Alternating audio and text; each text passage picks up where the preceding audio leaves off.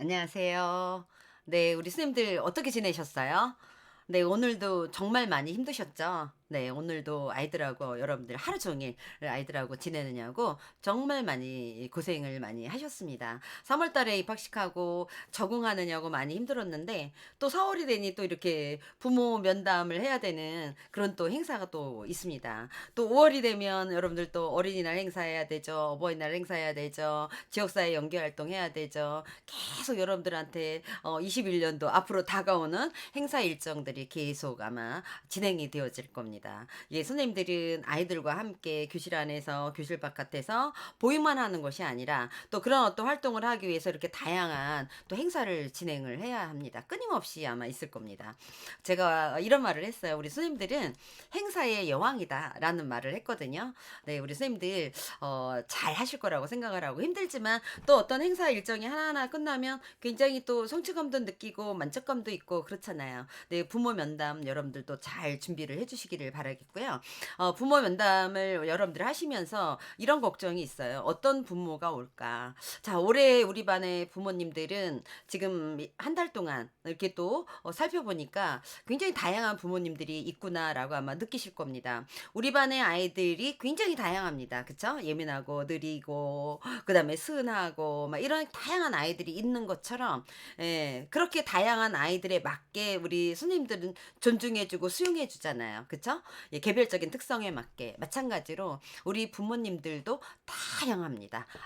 아주 다릅니다. 예, 그렇기 때문에 우리 부모님들도 아이들처럼 그 다양성을 인정해주고, 그 다음에 수용해주고, 존중해주는 그런 자세가 필요합니다. 예, 다행스럽게도 여러분들이 굉장히 적극적이고 협조적이고 또 긍정적인 그런 부모님들을 만나면 더할 나위 없이 좋겠지만 그렇지는 않잖아요. 그쵸? 예, 우리 또 예민한 부모들이 있을 수 있고 또 비판적이고 또 비협조적이고 또 본인의 이야기만 하고 들으려고 하지 않는 그런 부모님들도 있고 또 요구만 끊임없이 하는 그런 부모님들도 있습니다. 그렇기 때문에 이런 다양한 부모님들의 특성을 우리 선생님들이 미리 좀 파악을 해 주셔야지 면담할 때 순조롭게 진행이 된다라고 제가 말씀을 드렸습니다. 그렇기 때문에 여러분들이 그동안 지금까지 부모님하고 주고받았던 알림장 그리고 피드백 주었던 내용들 퀴즈 노트 그다음에 여러분들이 전화 상담을 만약 했다라면 그런 어떤 내용들 그리고 아침에 등원하고 하원할 때 잠깐 만났을 때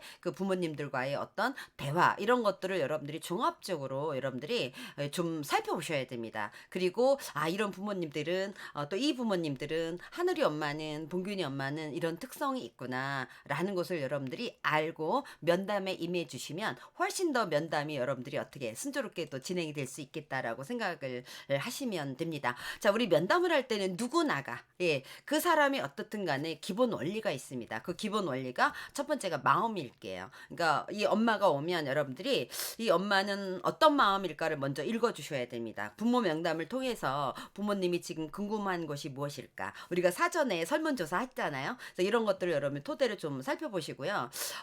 부모가 지금 이 면담을 통해서 아이에 관련된 어떤 문제를 해결하고 싶구나. 이런 것들도 여러분들 읽을 수가 있겠죠. 또는 나의 지금 어떤 답답한 마음을 선생님한테 좀 하소연하고 싶구나. 서두를 들어보면 압니다. 면담을 하면서 이런 것들을 여러분들이 좀 알아주셔야 될 것 같고 그리고 부모님들과 면담을 할 때는 예, 여러분들이 적극적으로 들어주시고 그 다음에 공감적으로 경청을 해주는 것이 우리가 필요하겠다라는 말씀을 좀 드립니다. 아, 여러분들이 아마 다 알고 있을 거예요. 그리고 부모님의 입장에서 여러분들이 생각을 해서 우리가 역지사지가 되죠. 예, 우리가 역지사지. 그래서 내가 만약에 이 엄마 입장이라면 어떨까라는 생각을 해서 여러분들이 좀 존중해주고 수용해주는 아 어머님 그러셨군요. 그러실 수 있겠어요. 많이 속상했겠어요. 이렇게 여러분들이 어떻게 존중해주는 그런 태도가 필요하겠고요.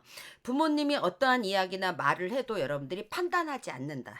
예, 비판단적 태도를 가져야 된다. 네. 그리고 아이에 관련돼서도 마찬가지입니다. 부모와 면담을 할 때 누구 이야기를 하겠어요? 결국 아이의 이야기를 하게 되겠죠. 그 아이에 대해서 여러분들이 판단하지 않고 이야기를 해야 됩니다.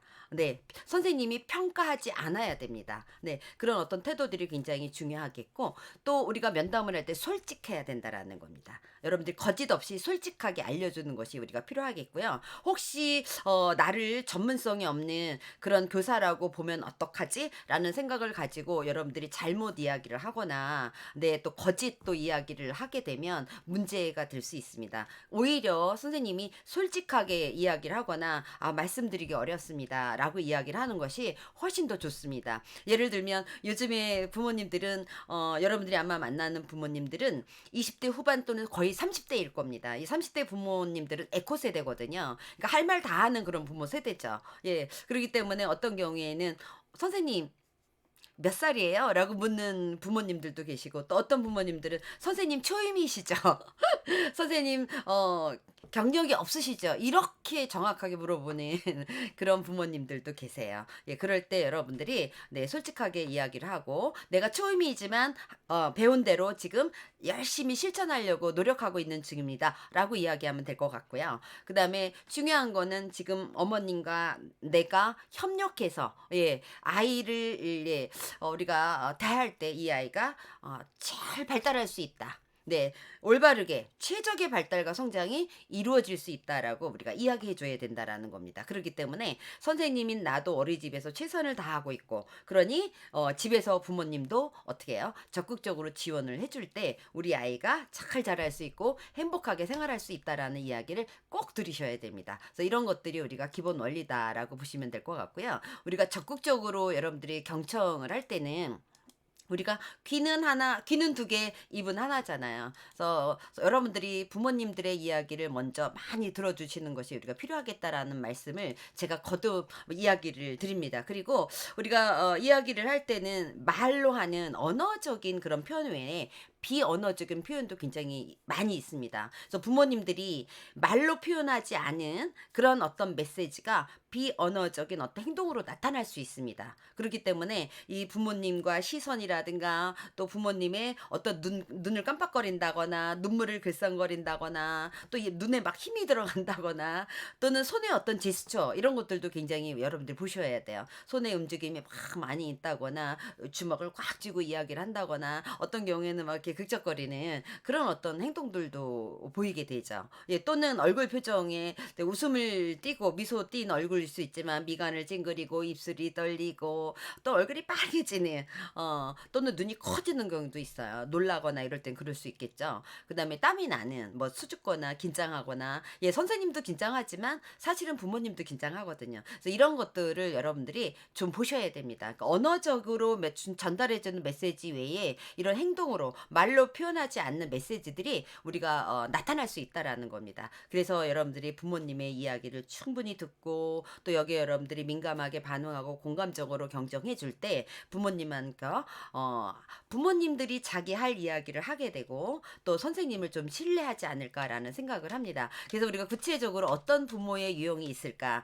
저희가 긍정적이고 협조적인 그런 부모님을 제외하고 여러분들이 면담했을 때 조금 어려울 수 있겠다라는 그 부모님들의 유형, 비협조적이거나 자녀에게 너무 과도한 기대를 하는 그런 부모님들도 있을 수 있고, 또 요구하는 그 요구형의 부모, 무관심한 부모, 내 아이만 신경 써주기를 바라는 부모, 또 자녀가 빨리 컸으면 좋겠어요. 빠른 변화를 원하는 그런 부모, 또 자녀를 객관적으로 파악하지 못하는 부모님이 주관적으로 판단하는 그런 부모님들이 있을 것 같고요. 또 불친절하거나 적대적인 그런 부모님들, 또 책임을 무조건 어린이집이나 선생님한테 전가하는 부모들, 또는 모든 것을 내가 다 알아. 나는 보육에 대해서 많이 알고 있어. 나는 보육 전문가, 양육 전문가야. 라고 생각하는 그런 부모님들도 계시고요. 또는 저 반응이 없는 부모님들이 있어요.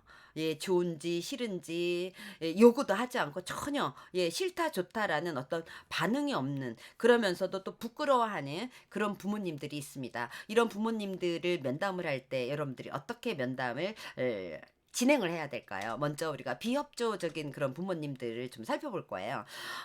아이가 늦게 등원하고 우리가 등원 시간이 있잖아요. 대부분이 등원할 시간이 돼서 물론 가끔 아이가 아파서 이런 거는 이해할 수 있지만 주로 늦게 아이들 다 이제 와서 등원해서 죽을 먹고 있고 간식을 먹고 있는 그 시간에 아이가 등원한다거나 또 하원을 할 때도 제일 늦게 데려가는 그런 그 부모인 경우에 거의 대부분이 비슷비슷합니다.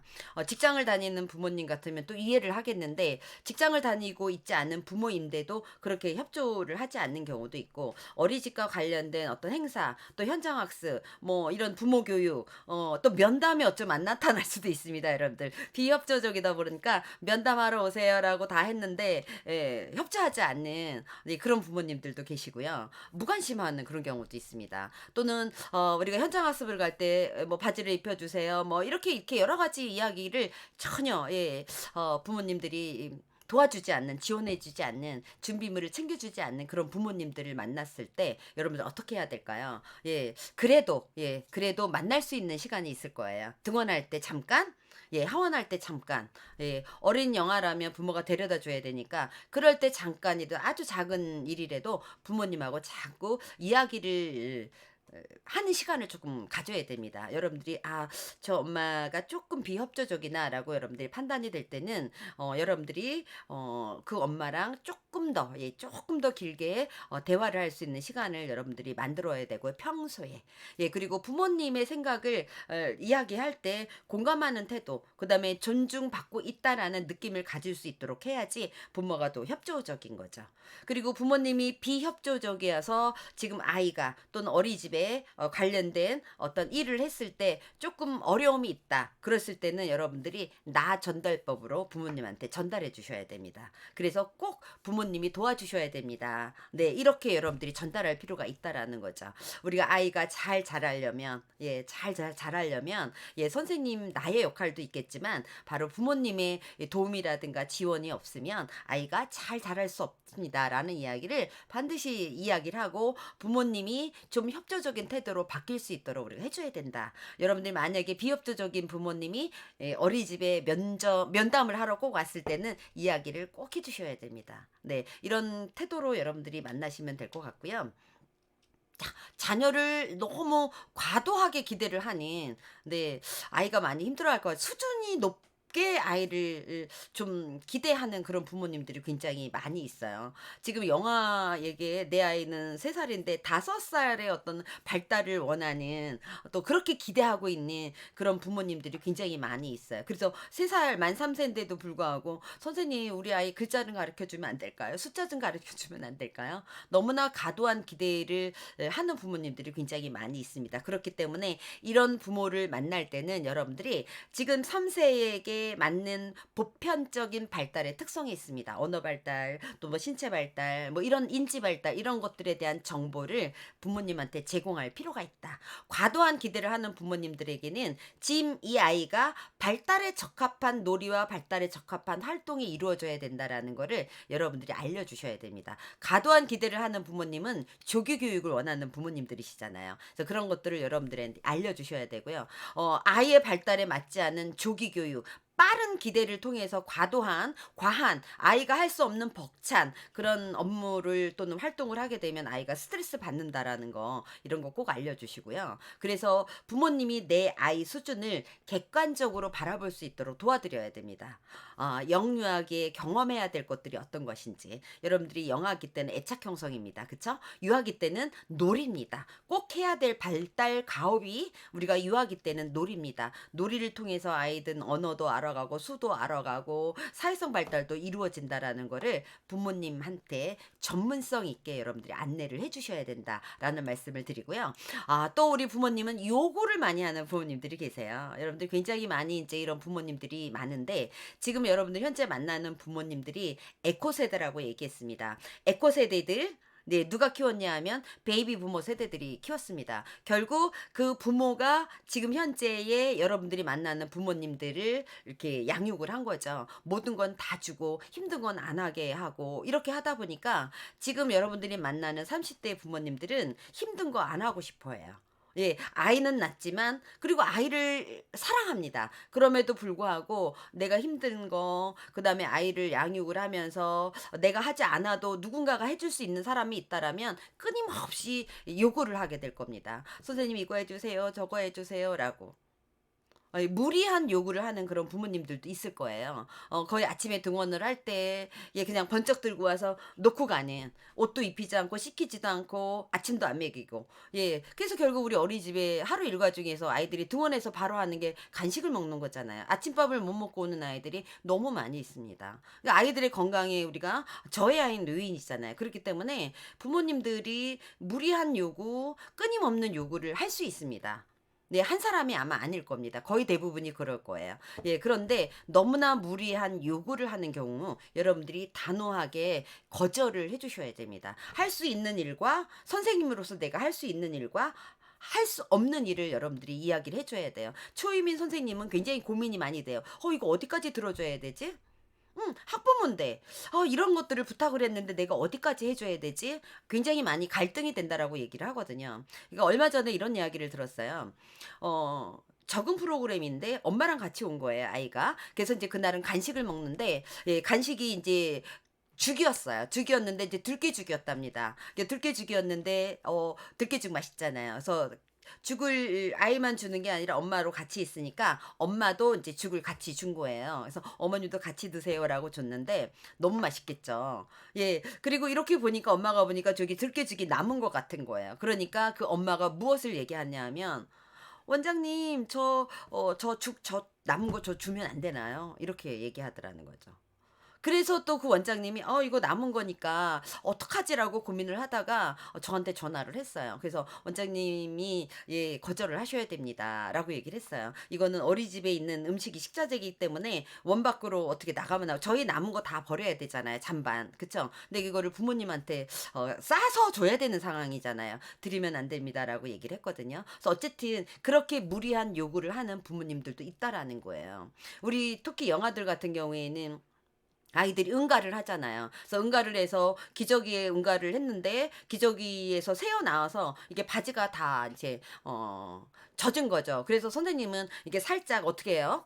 약간 그 응가를 묻었으니까 분비물을 이렇게 살짝 물로 씻어서 비닐봉지에 담아서 이렇게 어린이집에서 보내준 거예요, 집으로. 근데 그날 부모가 전화가 와서 난리가 났다는 거죠. 어떻게 아이가 응가가 묻은 거를 그냥 이렇게 보낼 수 있냐? 빨아서 보내줘야 되지 않느냐? 막 이렇게 항의를 했다라고 얘기하는데 선생님이 비누질을 해서 빨아서까지는 보낼 수 없는 거잖아요. 그쵸? 그래서 우리가 냄새가 나니까 그냥 물로 헹구고 그다음 비누로 꽉 싸서 보냈는데도 이렇게 무리한 부탁을 하는 그런 부모님들이 있어요. 그래서 이런 경우에 여러분들이 단호하게 현실적으로 불가능한 요구를 할 경우에는 가능하지 않은 이유를 부모님한테 이야기를 해 주셔야 됩니다. 네. 그렇게 여러분들이 면담을 해 주셔야 되고, 자, 오늘은 부모님의 요구를 들어주고 그다음에는 들어주지 않고 그러면 이것도 문제가 돼요. 선생님은 또 원장님은 일관성 있게 이런 것들이 우리가 필요하다라고 보시면 될 것 같습니다. 자, 부모님이 무관심합니다. 네. 반대로 너무나 또 무관심한 부모가 있어요. 자녀에게 무관심하고 아무런 잘했다 못했다 뭐 이런 어떤 그 부모님들이 있어요. 우리가 현대 병의 가장 무서운 병이 무관심이라고 얘기하잖아요. 암보다도 더 무서운 게 무관심이라고 얘기합니다. 근데 여러분들이 '부모님 무관심하니까 아무 문제 없겠지.'라고 생각할 수 있어요. 그러나 무관심한 것 같은 부모가 어떤 순간에 나중에 한꺼번에 불만을 토로하는 그런 경우도 있습니다. 그래서 여러분들이 '왜 부모가 무관심할까? 이 부모님은 왜 무관심할까? 혹시나 어떤 문제가 있지 않을까?' 그래서 여러분들이 좀 살펴보셔야 되고 신경을 써 주셔야 됩니다. 무관심한 부모인 경우에는 어쩌면 가정에 문제가 있을 수도 있습니다. 그렇기 때문에 아이에게 무관심할 수밖에 없는 그런 상황이 있을 수 있거든요. 그렇기 때문에 이 무관심한 부모라도 아이를 매개로 해서 여러분들이 대화를 평소에 시도를 해 줘야 됩니다. 그리고 부모님의 생각을 들어보는 게 우리가 좋겠죠. 이렇게 관심 없다는 듯 그냥 뭐 그냥 냅두세요. 막 이렇게 이야기하는 그런 막 귀찮다는 듯이 그렇게 이야기하는 부모님들이 있어요. 그래서 여러분들이 좀 살펴보셔야 되고 나타나지 않는다라고 해도 여러분들이 전화해서 "어머님 오늘은 하늘이가 이런 일을 했습니다. 오늘은 어머님 집에 가면 하늘이 칭찬 좀 해 주세요." 이렇게 여러분들이 다양한 방법 전화나 문자나 이렇게 해서 여러분들이 소통할 수 있도록 시도를 좀 해 봐야 되고요. 만약에 가정에 문제가 있다. 부부 간에 간에 또는 원가족과 또는 시댁 간에 그래서 아이한테 무관심한 거라면 여러분들이 어떻게 해요? 영유아에게 충분한 사랑을 줘야 되겠죠. 왜요? 우리는 낮 동안에 이 아이들의 부모이기 때문에 그렇습니다. 그래서 이런 무관심한 부모는 이렇게 여러분들이 대해 주셔야 될 것 같고요. 또 우리 아이만 신경 써 주세요. 선생님 우리 아이 어디 갈 땐 꼭 손잡고 가야 됩니다. 우리 아이만 우리 아이만. 네, 이렇게 다른 아이는 전혀 신경 쓰지 않고 우리 아이만 신경 써 주기를 바라는 그런 부모님들이 있습니다. 근데 다일 겁니다. 그러나 이거를 표현하는 부모님들이 있어요. 마음은 다 똑같아요. 우리 선생님이 우리 아이만 좀 더 이뻐했으면 좋겠고, 우리 선생님이 우리 아이만 조금 더 신경을 좀 써줬으면 좋겠고, 이건 누구나가 다 가질 수 있는 마음이에요. 그러나 우리는 그런 마음을 가지고 있지, 겉으로 선생님한테 이야기하진 않잖아요. 그런데 이렇게 선생님한테 표현하는 부모님들이 있어요. 예, 그럴 때는 여러분들이 어떻게 해야 될까요? 네, 지금 어머님 제가 최선을 다해서 제가 어떻게 이 아이를 지금 보고 있습니다. 제가 최선을 다해서 신경을 쓸게요. 라고 부모님한테 먼저 이야기하는 것이 필요하겠죠. 그리고 부모님의 마음을 지금 읽어준 거잖아요. 그렇지만 안 되는 부분이 또 있을 거예요. 이 아이만 신경을 쓰다 보면 다른 아이한테도 피해가 될 수 있잖아요. 예, 그래서 그런 경우에는 여러분들이 모든 아이들이 다 저에게는 소중합니다. 부모님도 다 하나아이 하나아이가 소중하고 예 사랑스럽겠지만 저에게도 우리 반 아이들이 다 어떻게 해요? 다 소중하고 사랑스러운 아이들이기 때문에 어떤 하나에 맞춰서 제가 모든 것을 진행할 수는 없습니다. 그러나 어머님 제가 더 많이 지켜보고 제가 신경을 좀 쓸게요 라고 여러분들이 이야기를 해주는 것이 필요하겠다. 네. 그 다음에 또 어떤 부모들을 만날 수 있을까요? 네, 빨리 변화했으면 좋겠다. 우리 아이 빨리 기저귀 떼었으면 좋겠고, 빨리 말도 좀 했으면 좋겠고, 이렇게 내 아이는 지금 1살인데, 네, 이제 돌 지난 아이인데, 기저귀 떼었으면 좋겠다라고 이건, 선생님, 우리 아이 기저귀 좀 떼주세요. 선생님 우리 아이 말할 수 있도록 선생님 자꾸 선생님 좀 도와주세요. 우리 아이 말 좀 많이 하게 해주세요. 이렇게 부모님이 요구하는 빠른 변화를 원하는 부모님들이 있어요. 사실은 우리 어린이집에서도 해야 되지만 집에서도 해야 되잖아요. 그래서 부모님이 굉장히 성급하고 조급하고 예, 빨리 변화가 되기를 바라는 그런 부모님들이 있을 수 있습니다. 그렇기 때문에 여러분들이 부모님한테 이야기를 하셔야 되겠죠. 만약에 그 아이가 문제 행동이나 선생님 우리 아이 손가락을 계속 빠는데 이 손가락을 좀 안 빨았으면 좋겠어요. 네, 이렇게 선생님 우리 아이 자꾸 물어 뜯어요. 이렇게 안무 손톱을 다 물어 뜯어요. 손가락을 쭉쭉쭉쭉 빨아요. 이런 어떤 문제 행동 선생님 좀 수정해주기 도와주세요. 예, 부모님은 못하면서 자꾸 어린이집에 선생님들한테 예, 변화를 요구하는 그런 부모님들이 계세요. 그럴 때는 그런 어떤 문제 행동은 예, 오늘 내가 아이들을 어떻게 해요? 지도를 했다라고 해서 내일 안 하는 게 아니잖아요. 편식을 하는 이 아이가, 콩을 안 먹는 이 아이가, 예, 야채를 안 먹는 이 아이가 바로 내일 야채를 먹게나. 물론 그럴 수는 있겠지만 그렇게 오래된 습관에 걸쳐서 이루어진 거는 바로 하루아침에 어떻게 예, 고쳐지지 않습니다. 예, 그렇기 때문에 아이가 변화라면 저도 노력을 해야 되겠지만 집에서 부모님들이 꼭 협조해 주셔야 됩니다라고 얘기를 해야 되겠죠. 우리가 감기가 걸려서 약을 먹는데 빨리 나으려고 3일치를 다 먹는다고 그래서 감기를 낫는 게 아니잖아요. 그렇죠? 그렇기 때문에 3일치 약을 다 먹어야지. 예. 시간이 되어야 우리가 감기가 낫는 것처럼 아이의 어떤 행동이라든가 이런 것들도 어떻게 해요? 예, 시간이 돼야 되고 또 아이들의 성장과 발달도 우리가 시간이 돼야 되고 준비가 되어 있을 때 되니까 네. 저도 그다음에 부모님도 함께 협조하고 노력을 한다라면 분명히 좋은 결과가 있을 겁니다. 네, 저는 어린이집에서 이렇게 지도할게요. 어머님은 집에서 이렇게 지도해 주시면 좋을 것 같습니다. 라고 이야기하는 게 옳다. 이런 말씀을 좀 드리고요. 자, 또 어떤 부모님을 만날까요? 자기 아이를 객관적으로 파악하지 못하는 부모님들이 있어요. 그래서 내 아이를 과소평가하고 과대평가하고. 그래서 우리 아이는 천재예요. 우리 아이 영재인 것 같아요. 우리 아이를 굉장히 좋게 보는 그런 부모님들이 있는가 하면 선생님이 볼 때 참 아이가 협조적이고 사랑스러운 아이인데도 불구하고 부모가 볼 때 우리 아이는 못하는 아이예요. 이렇게 또 과소평가하는 그런 부모님들도 있습니다. 그래서 부모님들은 내 아이를 객관적으로 파악하기보다 주관적으로 파악하는 경우가 굉장히 많이 있어서 우리 아이가 문제 행동을 일으키고 또 발달 지체를 언어 지체를 보이고 이런 어떤 부분이 있는데도 불구하고 문제가 없다라고 생각을 해요. 괜찮아요. 부모님 눈에는 내 아이가 문제가 없다라고 생각하는 그런 부모님들이 굉장히 많아서 심지어는 "저 닮아서 그래요. 예 저도 말을 늦게 했습니다." 뭐 이렇게 이야기하는 그런 엄마들도 있습니다. 그렇기 때문에 이런 부모는 객관적인 자료를 가지고 면담을 해야 된다. 네. 객관적인 자료 없이 면담을 하게 되면 부모님이 어떻게 믿지 않겠죠. 그렇기 때문에 우리 반 아이들 이렇게 해서 언어 발달, 예를 들면 신체 발달 이런 것들을 저희가 다 검사를 다 했습니다. 전체 어린이집. 그래서 종합적인 결과가 나와서 요 안에 있는 게 거의 보통 보편적인 발달에 있는 아이들입니다라고 부모님한테 설명을 해 주셔야 돼요. 네. 그래서 부모님들이 그 자료를 봤을 때 어떻게 '아 우리 아이가 여기에 있구나. 내가 잘못 알고 있었구나.'라고 부모님이 알 수 있겠죠. 그래서 여러분들이 자기 자녀를 객관적으로 판단하지 못하는 부모님일 경우에는 이렇게 여러분들이 객관적인 자료를 가지고 여러분들이 면담을 해 주셔야 됩니다. 그래서 아이의 어떤 문제와 관련돼서는 또 좋은 책이 있다라면 부모님한테 권유하는 것도 굉장히 좋은 방법이다라고 말씀을 드리고요. 자, 또 어떤 부모가 있느냐? 불친절하고 적대적인 부모가 있어요.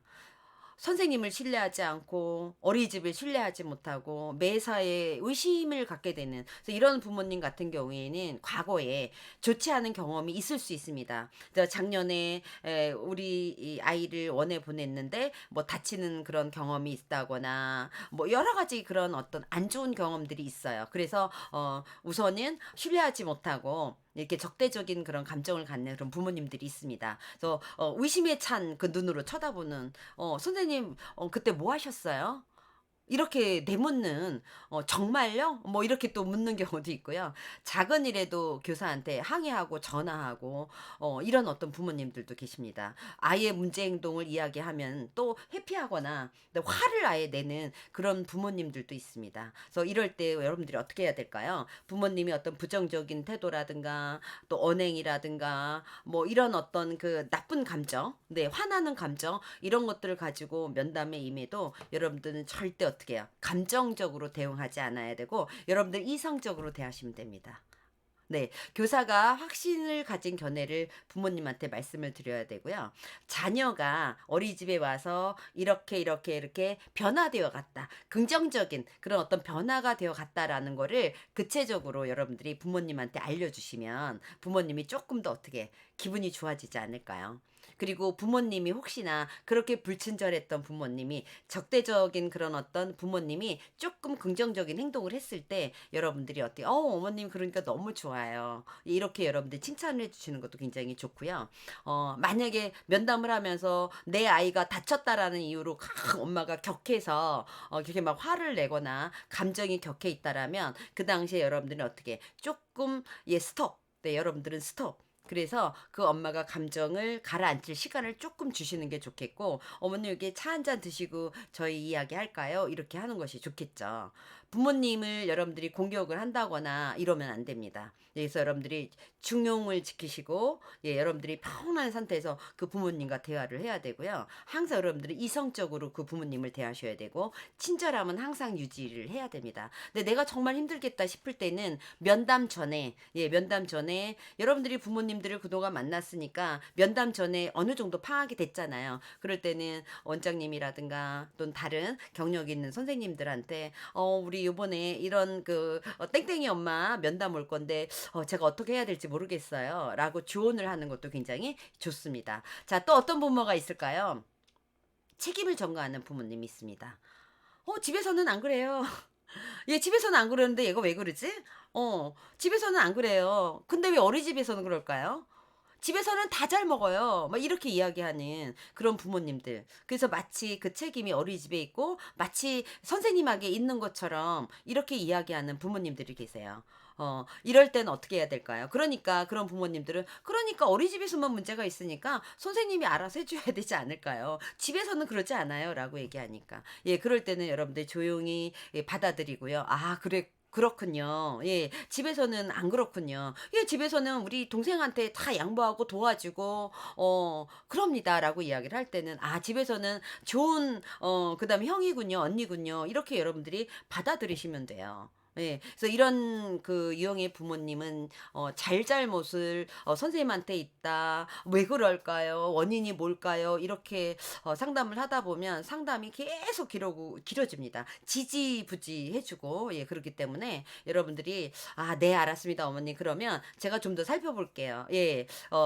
어머님 계속 집에서도 이렇게 아이가 또래들과 잘 지낼 수 있도록 도와주시고 예 어머님도 이야기 좀 해 주세요. 이렇게 여러분들이 이야기를 해 주셔야 됩니다. 그래서 정중히 여러분들이 예 "부모님이 꼭 협조해 주셔야 된다. 네 저는 이렇게 노력하겠습니다."라고 여러분들이 말씀을 드리는 것이 예 좋겠고요. 나는 모든 것을 알고 있다. 나는 양육의 전문가다라고 이야기하는 그런 또 부모님들이 가끔 계세요. 예, 물론 이 보육이라든가 육아에 대한 정보도 너무 많이 알고 있고 실제로 또 많이 알고 계시기도 해요. 예, 이런 부모님들하고 이제 면담을 할 때 어떻게 해야 될까요? 일단은 들으셔야 돼. 또, 네, 그런 부모님이 어떤 이야기를 하는지 여러분들이 잘 들어두시고요. 예, 그 다음에 이런 부모일 때 또 여러분들이 면담 준비를 철저히 해야 됩니다.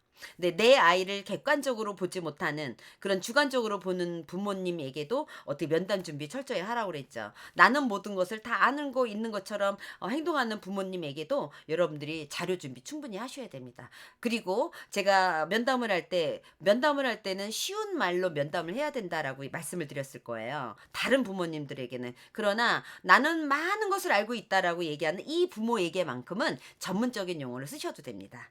네. 그래서 부모님이 이야기를 할 때 들어두시고 또 부모님이 뭐 어떤 이야기를 뭐 보육에 관련된 뭐 기타 등등에 대한 정보를 선생님 뭐 프로젝트 어쩌고 저쩌고 이야기를 했을 때 "네, 네." 이렇게 그냥 여러분들이 듣고 있어야지 "저도 다 알고 있는 거예요."라는 식의 자세를 취하시면 안 됩니다.